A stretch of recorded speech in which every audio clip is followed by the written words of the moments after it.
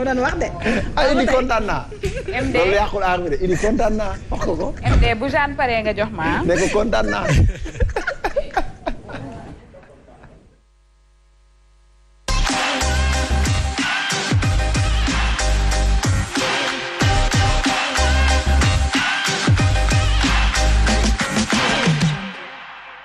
Jeanne civisme wala incroyable.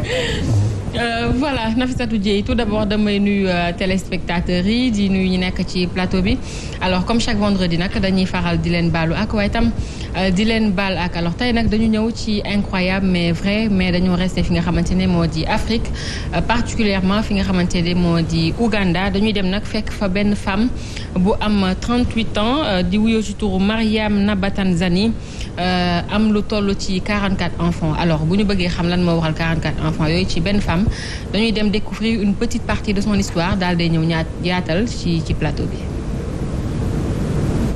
Des problèmes de fécondité, nous avons tendance à penser à l'infertilité et à l'impossibilité de concevoir.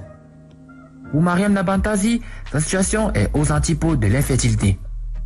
En effet, cette femme ougandaise souffre d'hyperfertilité, menant chacune de ses grossesses à être considérée comme un phénomène hors du commun. Mariam Nabantazi, plus d'enfants que d'années vécues.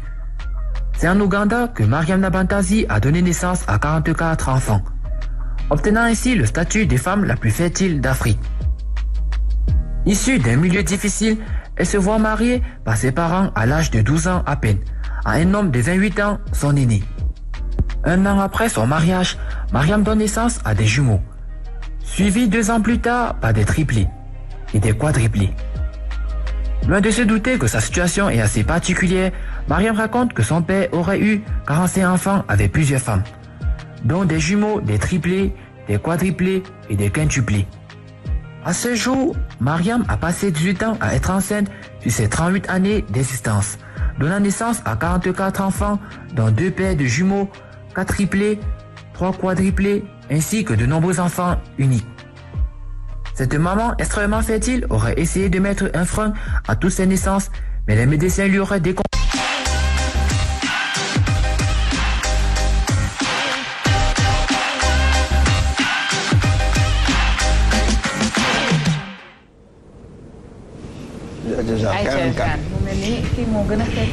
Voilà, c'est la femme la plus fertile en Afrique moom la ñu daal di souligner Mouhamed nag mu ngi may laaj léegi naka la mën a nekkee une femme de 38 ans léegi la war a am 39 ans am 44 enfants alors moom nag il se trouve que dafa tegle di am li nga xamante ne moo di ay jumeaux am na lu toll ci 6 séries de jumeaux ak 4 séries de triplés ak 5 séries de quadruplés loolu moo tax mu am li nga xamante ne moo di 44 doom waaye tam ak ñeneen ñi nga xamante ne dañoo juddu par benn alors moom elle s'est mariée quand elle avait 12 ans et elle a divorcé bu yàggul dara jëkkëram mi ngi koy quitté bi mu mujjee ëmb ndax bi muy accoucher mi ngi am li nga xamante ne moo di ay seex donc jëkkër ji mënatuloon supporter le fait que jabar ji di accoucher doom yu toll noonu ndax déjà éducation xale yi santé beeg li nga xamante ne moo di scolarité bi dafay daal di coûter cher te ñoom dañoo nekk famille ba nga xamante ne amuñu revenu yi nga xamante ne daf leen ni permettre ñu nourrir yooyu les xale moo tax ki nga xam ne moo di Mariam moom mooy dundal xale yi nga xamante ne ils étaient au nombre de 44 actuellement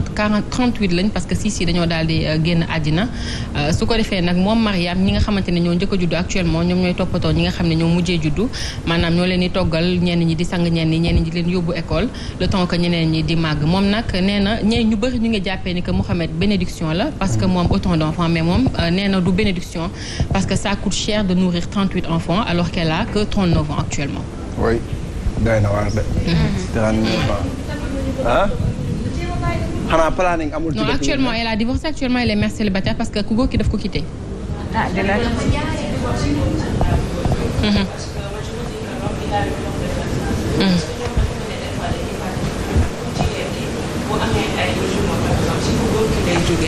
parce que moom sperme moom mooy fécondé ovule yi nga xamante ne ovaire ku jigéen ki moom lay libéré. dafa mel ne nag góor ñi dañuy am tendance di fàtte loolu foog ne ku jigéen ki mooy jur alors que sperme yooyu di fécondé ovule yi ñoom ñoo koy dugal ci ku jigéen ki. pour le cas de Mariam nag peut-être exception la parce que expliqué nañu côté médecine bi ni que moom elle a eu des ovaires anormalement grandes. moo tax muy sperme bu ñëwee rek dafay daal di dafay daal di produire ay xale yu bëri loolu moo tax peut-être ki nga xamante ne moo di jëkkër ji daal di koy quitter pour am beneen femme mais actuellement elle est mère célibataire et elle continue à subvenir aux besoins de ses enfants. mais difficilement divorcé na donc est-ce que dina xalaataat am yeneen doom. actuellement elle est mère célibataire. avec 44. avec 38 ils étaient 44 mais actuellement 38 lañ. mais xam nga si dañoo décédé. xam nga 39 ans moom boo ko amee. mun nga amaat jëkkër.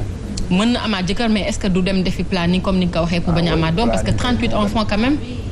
mais yenn fertilité sax boo ko fertiler tamit est-ce que planning dina mën a dox ci yow. aussi parce que planning dafa nekk méthode de contraception boo xam ne c'est pas sûr à 100% en fait. am nañu jël planning après ñu jël ëmb. mais comme moom son organisme c'est anormalement constitué. est-ce que aussi la bonne question serait est-ce que planning mën a dox ci moom.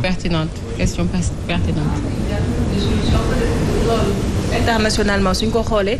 jaar na médecin yi nga xam ne dañoo gën a mag chercheurs yi dem defi ji ay études ci moom xool ba xam créer yeneen méthode contraceptive yoo xam ne c'est adapté à elle. pourquoi pas mais parce que 38. parce que bëri na ay femmes aussi yu mel ni moom peut-être daf leen ëppale rek mais bëri na ci ñi nga xamante ne dañuy jox ba 6 5 4. voire ay 7 10 bëri na fi récemment gisoon nañ benn femme bu accouché 10 xaw ma 11 xale. voilà bëri na ci ay femmes yi nga xamante ne dañuy accoucher autant d'enfants. 100 couches ba pare nee na 100 couches lay utiliser par jour. c'est difficile voilà. 100 couches par jour. mu nekk Maroc la accouché woon. effectivement Maroc la accouché woon. voilà c'était incroyable mais vrai pour dire que ñu bëri dañuy toog bañ a am doom et que à côté am na ci ñi nga xamante ne bu ñuy accoucher duñu amandoo benn doom loolu nag bu fekkee moom malédiction la peut-être ñëpp ñu bëri ñu koy jàppee bénédiction di ñaanalaale aussi ñi nga xamante ne ñu ngi sëy lu yàgg mënuñu am doom suñu borom baaxee leen ñi nga xamante ne moo di doom ndax bànneex la. alors on se donne rendez-vous lundi inchallah. sàmmaale njabootam gi parce que ay doom moom yàlla leen di sàmm rek ba ñu màgg. surtout. Aïcha merci beaucoup Jeanne. c'est moi ji suba inchallah ci yeneen i chronique Mouhamed. fu ñu jëm. xooli partenaire bi. Aïcha. Aïcha.